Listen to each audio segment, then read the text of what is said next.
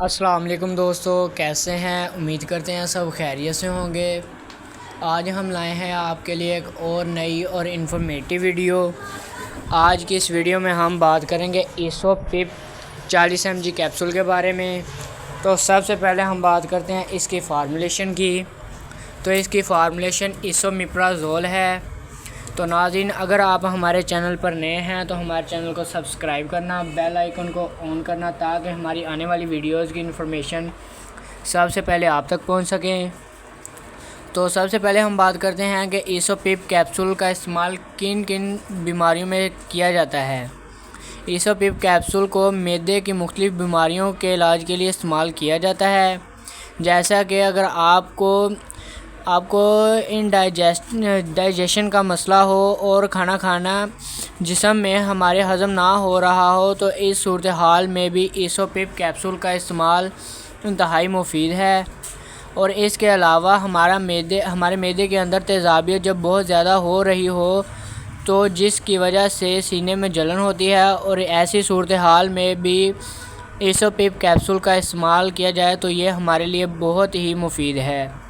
اور اس کے علاوہ یہ بدہضمی اور معدے کی سوزش کو کم کرنے کے لیے بھی مفید ثابت ہوتا ہے۔ اور اس کے علاوہ معدے کے السر اور نظام انہضام کو بہتر کرنے کے لیے بھی ایسو پپ کیپسول انتہائی مفید ہے۔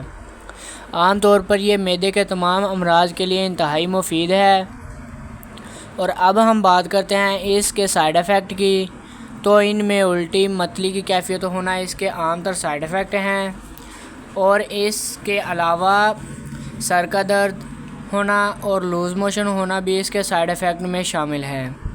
اور اب ہم بات کرتے ہیں کہ کن لوگوں کو اس دوا کا استعمال نہیں کروایا جاتا۔ ان میں ہائی بلڈ پریشر کے امراض افراد، ان کو بھی اس کا استعمال نہیں کروایا جاتا۔ اور اس کے علاوہ جن افراد کو دل کی بیماریاں ہوں، یعنی کہ دل کے مریض ہوں، ان کو بھی اس کا استعمال نہیں کروایا جاتا۔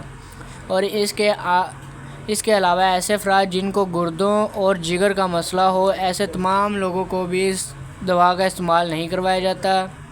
اور اب ہم بات کرتے ہیں اس دوا کی کتنی مقدار ہم ایک دن میں استعمال کر سکتے ہیں۔ عام طور پر ایک دن میں ہم ایک کیپسول صبح کھانا کھانے سے پہلے نہار منہ خالی پیٹ استعمال کر سکتے ہیں۔ تو اگر ہم ایسا کرتے ہیں تو اس سے ہمیں بہت ہی اچھے نتائج حاصل ہو سکتے ہیں۔ اور اس کے علاوہ اس دوا کو استعمال کرنے سے پہلے ہمیں اپنے ڈاکٹر سے رجوع کر لینا چاہیے، اور اس کے مشورے کے ساتھ ہی ہمیں استعمال کرنا چاہیے۔ تو ناظرین، یہ تھی ہماری آج کی ویڈیو۔ اگر آپ کو اچھی لگی ہو تو لائک کرنا، کمنٹ کرنا نہ بھولیے گا۔ ملیں گے ایسی ہی انفارمیٹیو ویڈیو کے ساتھ۔ آج کے لیے اتنا ہی۔ اپنا خیال رکھیے گا۔ اللہ حافظ۔